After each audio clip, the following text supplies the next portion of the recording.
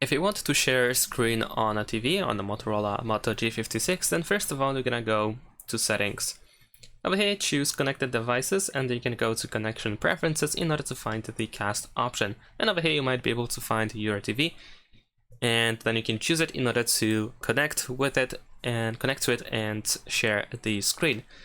Essentially you want to use the same Wi-Fi network. You want to make sure that your TV supports Android devices.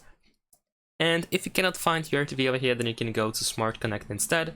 In this case, we need to press Add a Device. If you are asked to sign into a Lenovo account or Motorola account, then you can find Pair Manually button at the bottom of the screen, so you can use it in order to proceed to this screen over here.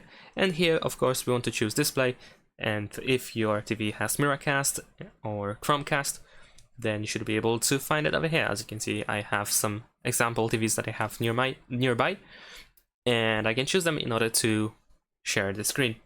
And that's pretty much it. Thanks for watching, leave a like and subscribe.